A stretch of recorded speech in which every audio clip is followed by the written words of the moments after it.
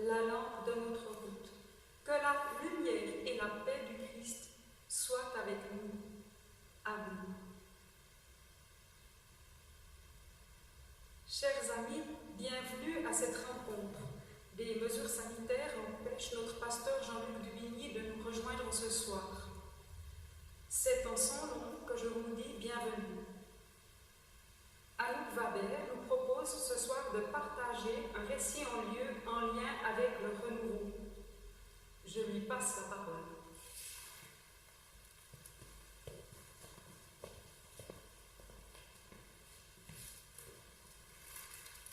Bonsoir à tous et toutes.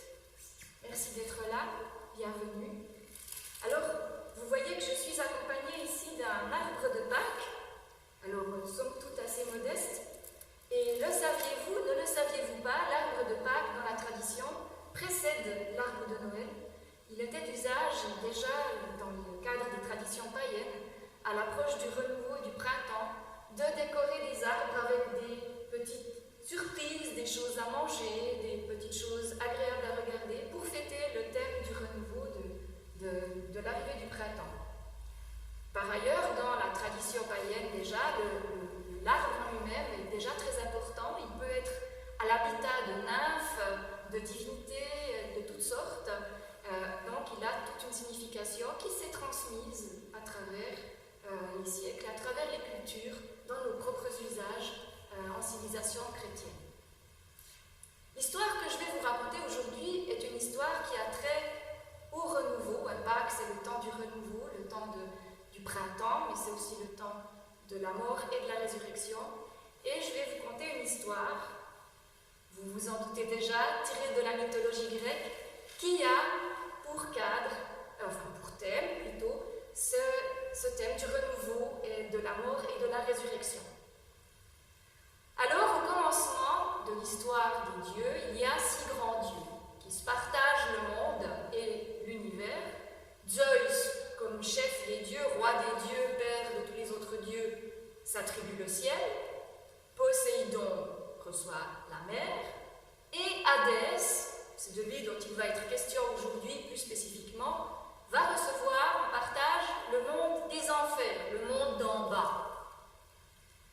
Un mot sur les 3 autres divinités, les grandes déesses. Déméter, qui va nous intéresser aujourd'hui aussi, reçoit en partage le monde des cultures, de la végétation, de la flore. Elle est la déesse nourricière.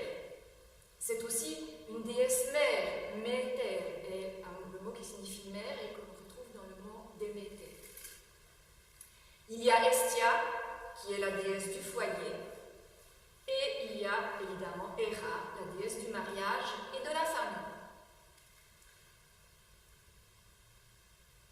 Alors Hadès règne sur les enfers. Alors les enfers, dans le monde de l'Antiquité grecque, ça n'est pas tout à fait les enfers comme nous l'avons dans notre imaginaire chrétien. C'est un lieu souterrain qui est divisé en 3 parties. Il y a les enfers, il y a le Tartare, les enfers inférieurs, où vont vraiment les grands criminels pour subir des tourments éternels. Il y a la prairie d'Asphodèle, où vont la majorité des êtres, ni bons ni méchants, pour vivre leur éternité, et les Champs-Élysées, où vont la crème de la crème, les grands héros, les grands hommes, les hommes extrêmement bons, généreux, etc. Les enfers, ce n'est pas une promenade de santé. Une fois qu'on arrive au bord du Styx, qui est le fleuve qui entoure les enfers, payer une dîme à Charon, qui est un nocher qui fait passer les âmes sur le fleuve des enfers, pour arriver devant la porte des enfers, gardée par le puissant Cerbère, un chien à 3 têtes. Et puis une fois qu'on a passé là, on va subir un tri pour savoir si on est destiné à pourrir au fond du Tartare, à aller au champ d'Asphodèle, ou bien, si on a de la chance et du mérite, dans les Champs-Élysées. Voilà pour les enfers, ce qui nous dresse le cadre. Or, un jour, Hadès, le maître des enfers, parce que parfois il sort de son antre, est en train de faire une très belle promenade en Sicile. Oui, la Sicile, elle fait partie de la Grèce à très haute antiquité. Et il est sur son char, il va à toute vitesse, et tout à coup, il voit dans les champs une magnifique jeune fille merveilleuse. Cette jeune fille, c'est la fille de Déméter et de Zeus. Elle s'appelle Perséphone. Et elle est tellement belle et tellement représentative de la jeune fille qu'on l'appelle d'ailleurs la jeune fille. Choré en grec, c'est son nom, c'est la jeune fille. Et patatras, Hadès en tombe follement amoureux. Alors vous allez me dire, oh, mais c'est quand même son oncle. Oui, mais dans le monde des dieux, les lois ne sont pas les mêmes que dans le monde des hommes. Et ce qui n'est pas permis aux hommes est permis aux dieux. Donc, simplement comme c'est la fille de Zeus, il ne peut pas l'enlever sans demander la permission à Zeus. Alors il va trouver Zeus sur l'Olympe et lui dit, voilà, j'ai vu ta fille Perséphone, j'en suis tombé follement amoureux, me permets-tu de l'épouser? Et là, Zeus est très embêté. Il sait que s'il dit oui, Déméter sera furieuse. S'il dit non, c'est Hadès qui sera furieux. Alors il lui répond, je ne peux ni te refuser, ni t'accorder ce que tu demandes. Mais ça fait tout à fait le beurre d'Hadès, si je puis dire, qui se dit, très bien, puisqu'il ne peut pas me le refuser, et c'est là-dessus qu'il va se focaliser, je vais faire les choses à ma sauce. Il redescend sur terre, il revient en Sicile, et là, il se saisit de Perséphone et l'enlève sur son char, la terre se fend et le char plonge dans les profondeurs de l'enfer. Déméter cherche sa fille. Elle la cherche partout. Elle demande aux dieux, elle demande aux hommes, elle demande aux nymphes, où est ma fille? Personne ne lui répond.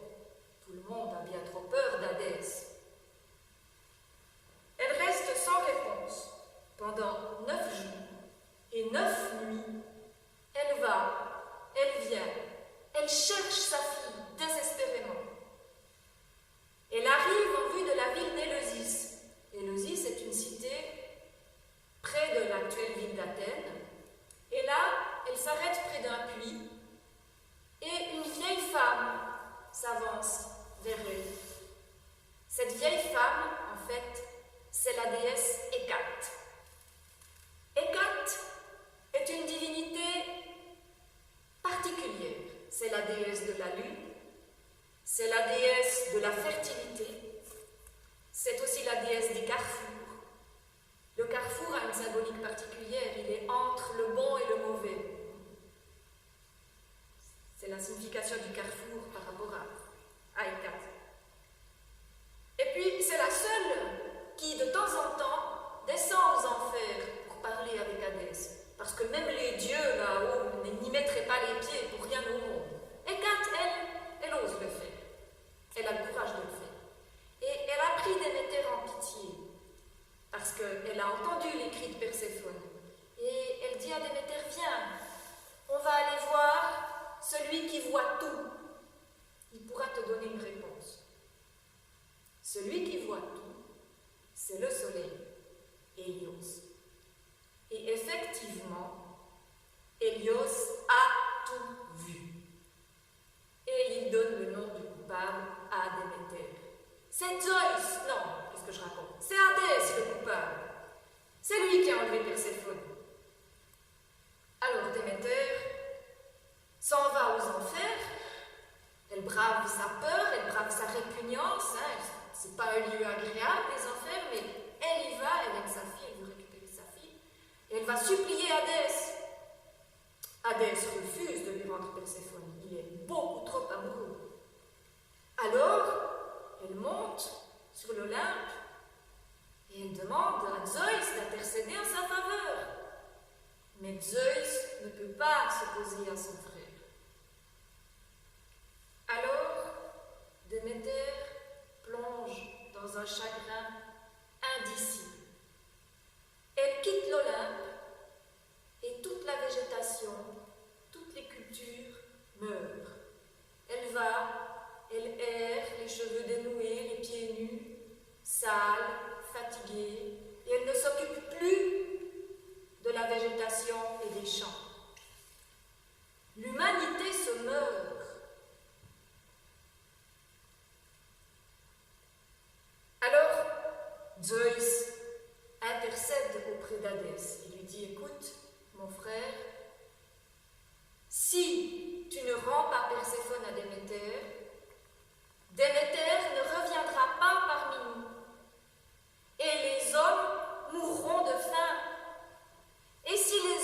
meurt, plus personne ne sera là pour croire en nous, et nous allons mourir.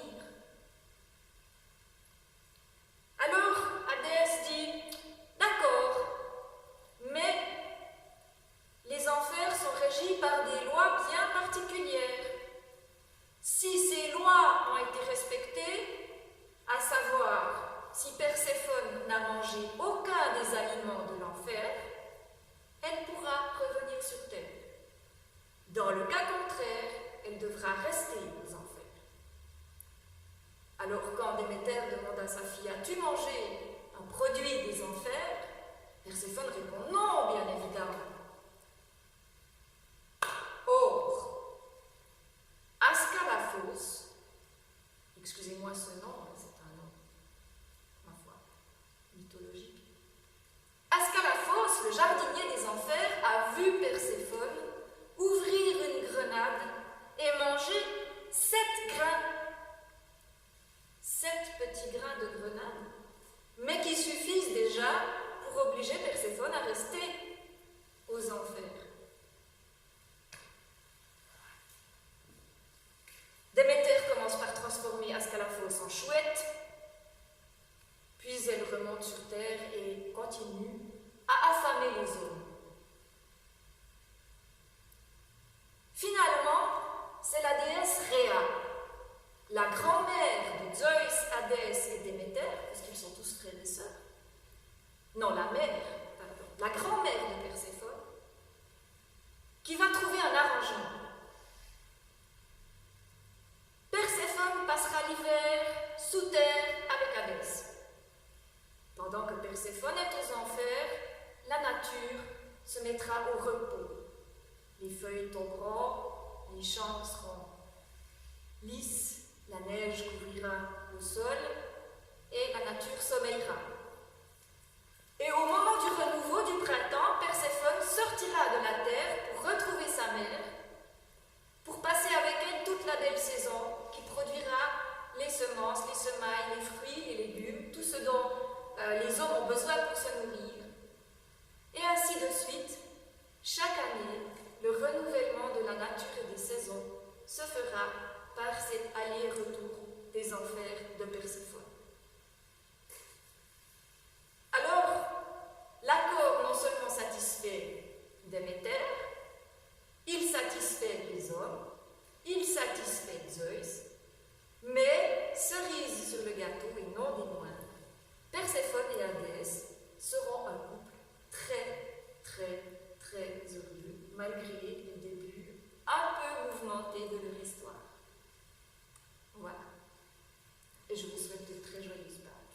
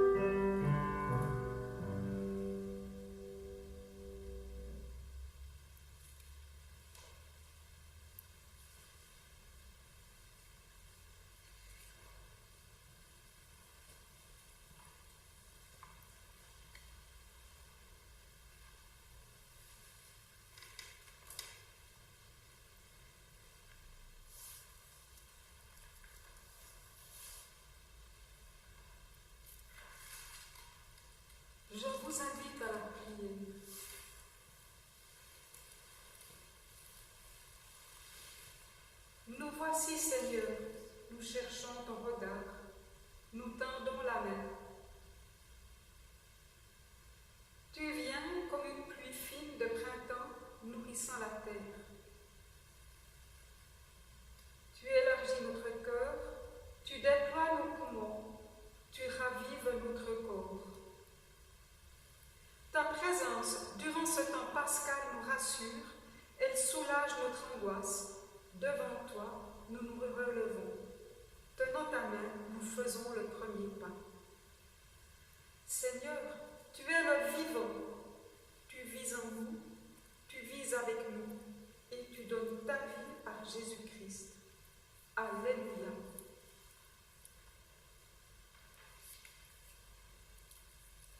Et c'est dans cet esprit de louange que nous voulons te lire tous ensemble la prière que Jésus nous a apprise.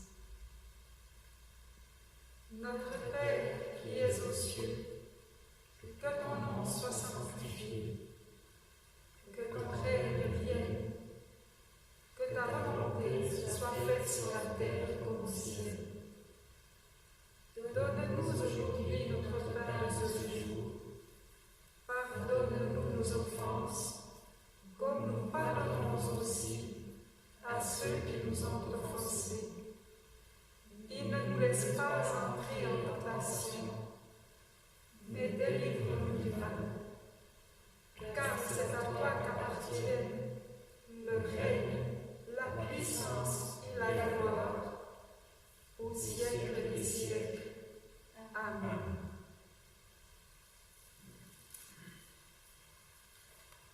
Demandons à Dieu sa bénédiction. Que le Seigneur nous bénisse et nous garde. Que le Seigneur